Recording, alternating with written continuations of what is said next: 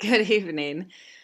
So I'm sorry this is out here a day late. I got home on my way home from work last night. I got a call and my son was in the hospital. So I had to go to the hospital and then I completely was there all day today and did not post this, so my apologies to you. So I'm going to redo it with my apologies, and I shortened it a little since there's a day cut off, so bear with me. But we're going to go through a PowerPoint that has all the information on it for kind of the overview of the course, but then also for the rest of the week, just the things that I want you to complete yet this week, and we'll kind of talk about what the next weeks will entail as well. So here we go. All right, so we're in the Art of Writing class, and when I took the class over, it was very much a old class.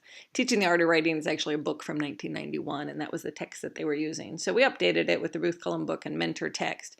This is a class for K-12, and so it's very difficult to teach writing K-12 as you know how they progress throughout the years. So this mentor textbook really applies to all teachers and all kids.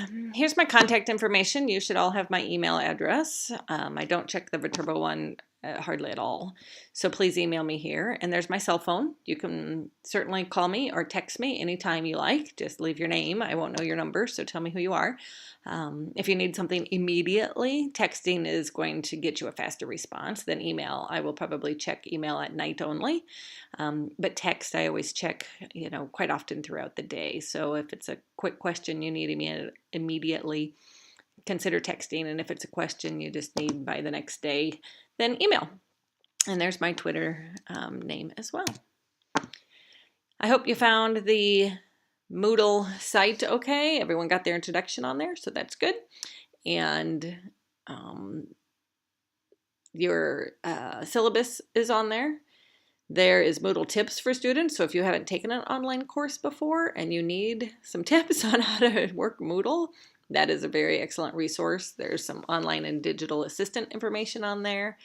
My online hours, they always require us to be online for a specific set purpose of time. And on there, I believe it's 8 to 9 on Sunday nights. There is no live chat feature or anything on Moodle, so I don't know why they want us to have online hours. So that's why I encourage students to just text me or email me if you need something. I'll get back to you a lot quicker than waiting until Sunday night. We will have discussion forums each week, and rubrics around those discussion forums will be shared with you as well. The big assignments, everyone wants to know how much work am I getting into. At the very end, you'll have a paper on best practices in the classroom, and we will have 4 lesson plans around the big pieces of writing. So the standards are narrative, persuasive, and then either argumentative or opinion. I think all of our teachers are K-5, so it would be opinion. And then I ask that we do a poetry lesson. Although I know this is not a writing standard, there are so many benefits to poetry through all the language standards that I want to make sure that we get that in there as well. We're going to have a whole lesson and assignment on assessment. We'll do some vocabulary and spelling. The standards need to be included in all of your lessons, as well as that vocabulary and how you're going to assess kids and what level of rigor that the lessons will be at and learning targets and all that sorts of stuff. So I will try to go through that here at the beginning of the week or this weekend with you and give you an example so you know what those lessons should look like. And you will give feedback to your classmates on these lessons. And with only 5 of us, we'll have to get creative about making sure that everybody gets feedback. And then once you guys are done giving feedback, I'll give feedback and you will make revisions and then turn it in for a final grade. So those are the biggest things that come out throughout the week. So I'll get you that template here by the weekend. Weekly assignments for Viterbo, you will have to have at least 1 discussion forum each week. That is required from Viterbo, and you will have 2 to 3 assignments each week. That again is required by Viterbo. So be prepared to stretch your thinking, be prepared to write your best. It is a graduate level class, and I expect graduate level writing. And then be prepared to revise. If you don't do your best, or if it's not at the level that we deem as graduate level work, we will ask you to redo it for a better grade. And that is your choice to whether you want to revise or not, but we are going to give you that opportunity. And I try to have 2 weekends to complete assignments so that you can submit it and get your feedback going, and then have the final done by the next week. So you should have plenty of time to get those big assignments done. I know that Thanksgiving is during our time, so there will be assignments that week, but we will have them appropriate for the travel and all those things that come along with Thanksgiving week. So this week we're going to talk about the 4 W's of writing, which if you've read that first chapter in the Ruth Cullen book, you have read these, and we'll talk about those. Common Core Standards, that was an assignment that you were supposed to have done and really be thinking about. I told you about the online tools. I'm pretty techie, and because this is an online class, I expect you to use the media. So make sure to include those technology components as much as you can. And then we're going to talk briefly about mentor text, which is really what all the book is about. So you should be able to learn most of that through your reading. So one of the forums was Stop Doing Dumb Stuff. So I'm looking forward to reading those. It's always interesting where teachers quit doing the dumb stuff, and some didn't realize it was dumb stuff, and some have found that their brand new materials have dumb stuff in them. So it's always a fun discussion to have. So I'm looking forward to reading those. All right, so the 4 W's. Page 22 in your book is the writing process. So we have to teach kids this. It's pre-writing, and that can look many different ways. It could be graphic organizers. It could be brainstorming lists. It could be, pictures if you're in kindergarten. It could be lots of different ways that looks. Adult writers do it very differently. And then the drafting. I always tell teachers and students alike that if you write your best the first time, then the editing process is much, much easier. So we never say sloppy copy, because that just gives kids the okay to be sloppy writers, and we want to create quality writers. So please quit using sloppy copy if you are using that. This is a draft.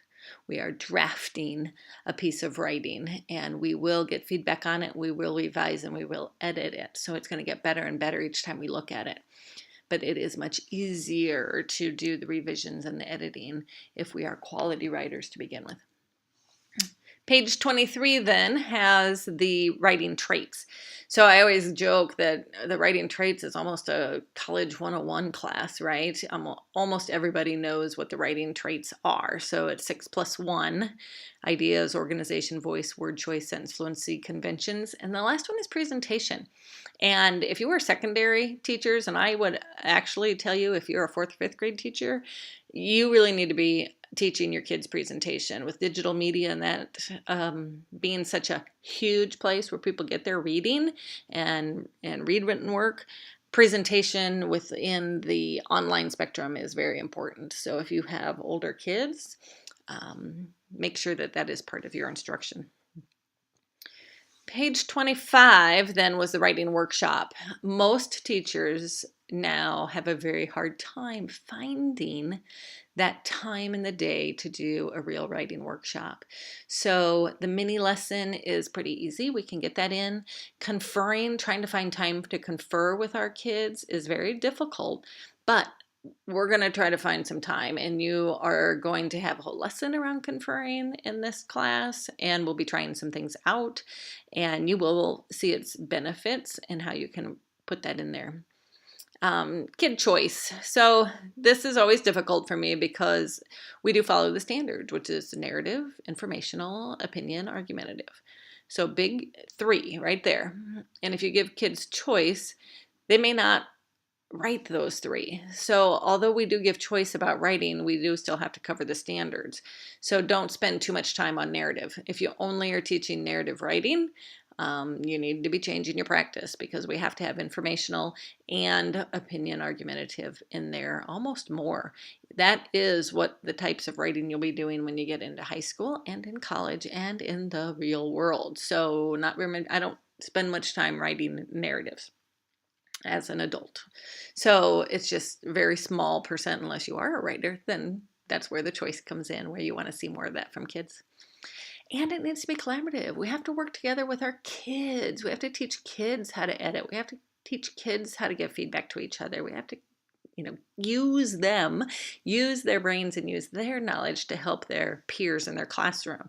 So we have to be real collaborative when we're thinking about that writing workshop and how they can work together. Because the writing process is about feedback, use your students. It is about revision, use your students. It is about editing. If we were doing all these things independently all the time, writing gets really boring for kids. They get to do it with a friend and work on it. It gets a little bit more exciting. Now we will do some projects where it is independent writing, and we will have to grade that and assess that to ensure that they can do it on their own. However, the bulk of that writing workshop time can be collaborative. So really think about that. Being collaborative is not cheating. So teach your kids that too. All right, and then the next one is the writing modes. So I already mentioned this. So it's narrative, expository, and persuasive. So this is how Ruth Cullum puts it, is narrative, expository, persuasive. In the standards, it says narrative, informational, explanatory, and then argument and opinion. So we will be using the standards language, not the Ruth Cullum language. Persuasive writing is very different than argumentative and opinion writing, and we will have a lesson on that so you can see the differences. But we are going to be doing argument, opinion, and informational explanatory instead of the way Ruth has mentioned them.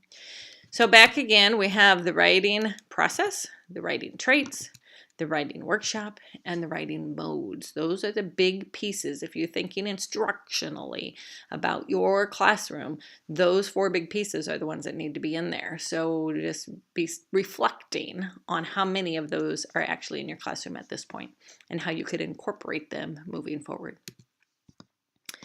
So this is another piece in our book, and I thought I had the page number on there. I'll have to get you the page number.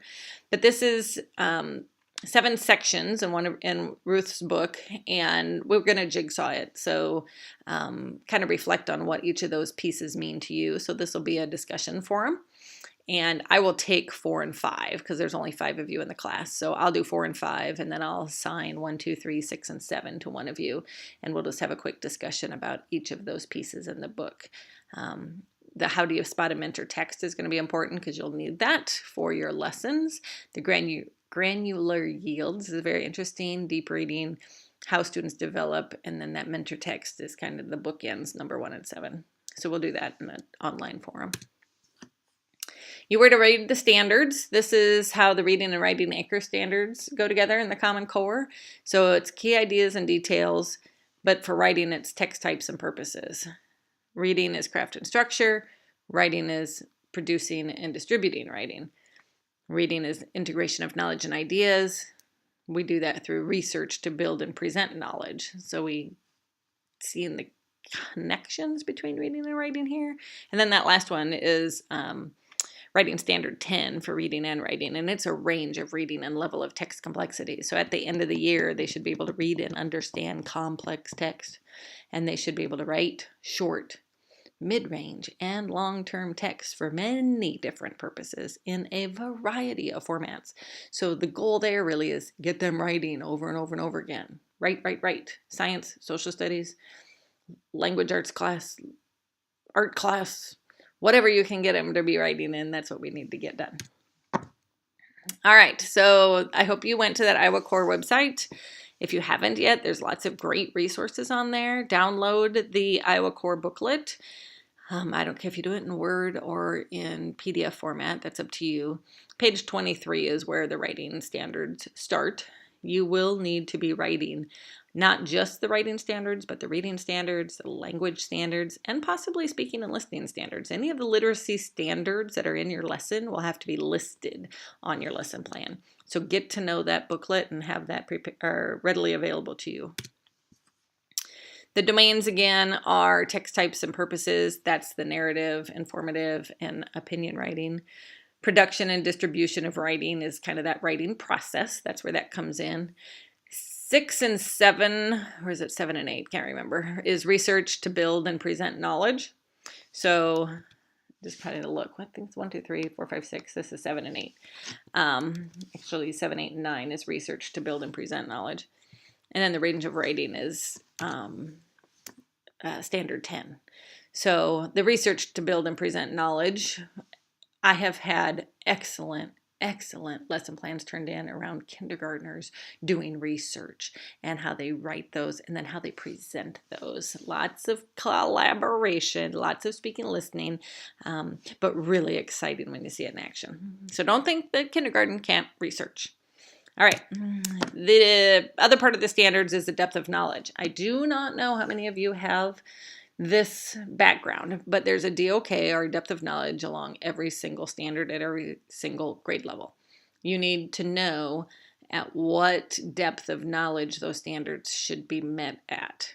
I will ask for that on the lesson plans as well. So really, if you haven't read the depth of knowledge information, make sure you do. We will also have some learning targets, or you might call them I can statements. Some districts call them purpose statements. Whatever you call them, those will be part of your lessons as well. And, the standards progress from K to 12. I have a really great online resource from, I think it's North Carolina, that shows, it will highlight the different progressions between one grade level and the next. So it's great to look at for your higher students. So when you think about students that are at the upper end of their writing ability, you can look at that document and see, okay, well, if this is what first grade's supposed to do, maybe my higher end kids should be looking at maybe what the second grade kids are doing. So I will share that with you on the Moodle as well. All right, so you've read all these, I'm assuming, already. DOK is not intended about, or is about intended outcome, not difficult. It's also a reference to the complexity of the mental processing. So how hard your brain has to work to answer a question or to perform a task or generate a product. It's not about how difficult it is. It's about how hard you have to think to do it.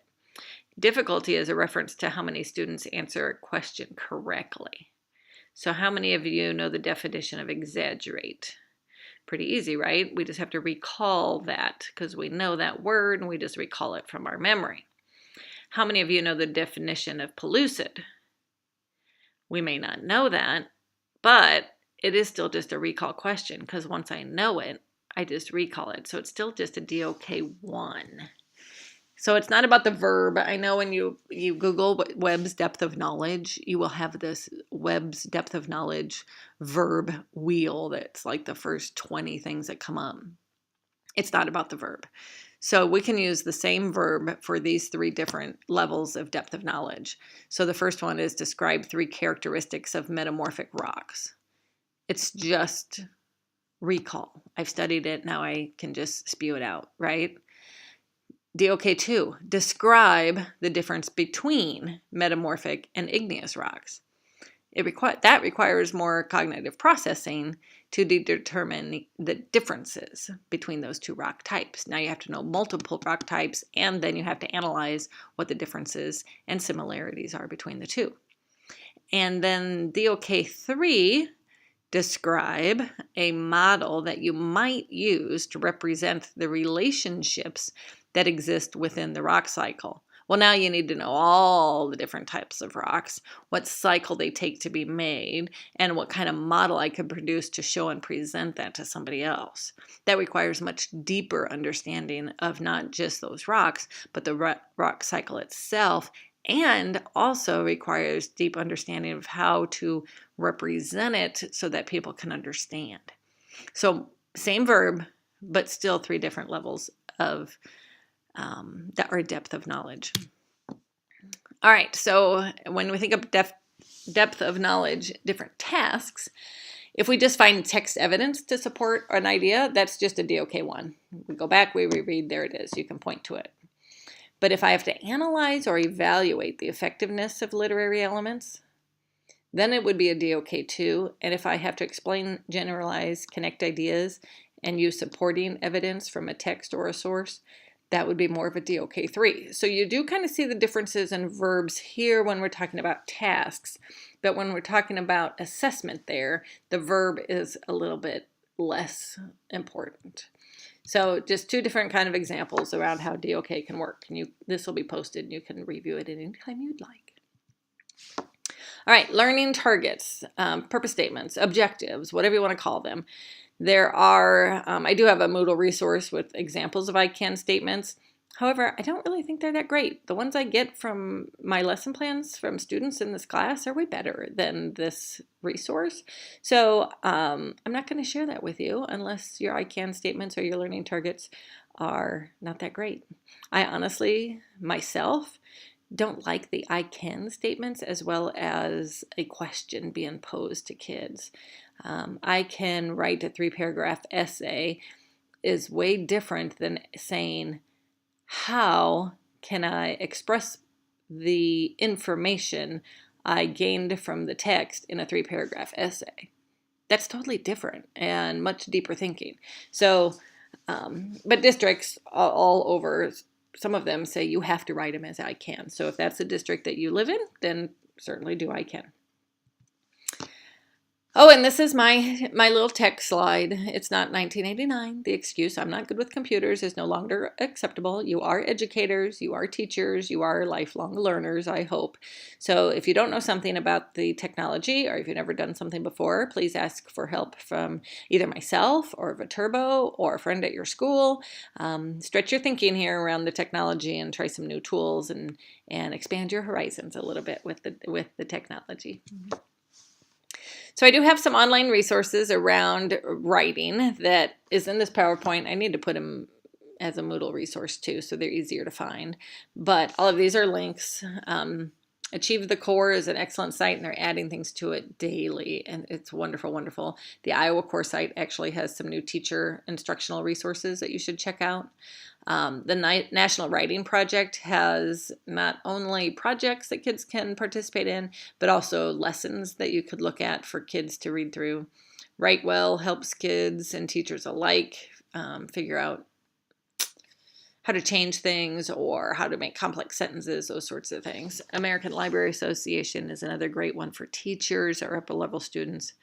Mrs. P Storytime is just a fun, it's actually a comedian turned story reader to read stories to kids, but she has a yearly writing contest, and there have been kids from Iowa that have won that, so it's a nice little piece. The Iowa Reading Association also has a writing contest, so if your county has a chapter with Iowa Reading Association, you'll have to get a hold of them and submit some of your students' writing. That's kind of fun too. Oh, there's a spelling error. Teachers with apps. This is literally two guys that review apps all the time. And so it's a great little blog to follow, and they'll do all the work for you. Because as we know, there's 10 zillion apps out there. And how do you know which ones are good? And if you're going to spend your money, you want to spend it on good stuff. So check them out. Symbaloo is another great online tool, and ThingLink is a good online tool, but I think this one has changed to a paid version, so you have to check that out. And I know there's new ones, and we will have a tech sharing forum as well later in the class. All right, so mentor text. Thinking about mentor text, how our library at Heartland, I work at Heartland during the daytime, and our library at Heartland used to have mentor text for all of those traits. I think they still have a list. I don't think there's actually stickers on them anymore, but there is a list. So if you're check with your AEA library, those librarians are in that library all day long, and they take calls all day long. They look at these books all day long. They're excellent librarians that are there all the time. So call them up and ask them for mentor text around certain things you're looking for, and they will shoot them your way. So don't forget to use all your libraries. Even your local libraries are a good place to find them too. And that's the end of that one. Okay. Not too bad, right? I took out the spelling and conventions part. We'll do that next week, simply because this is a day late. And again, my apologies on that. And if you have any questions, let me know. We're going to do that jigsaw of just the pieces that you've already read, so it shouldn't be that difficult. I will get you the lesson plan template this weekend so that you can look that over for next week. And if you have any questions or concerns, make sure to let me know. Have a great night.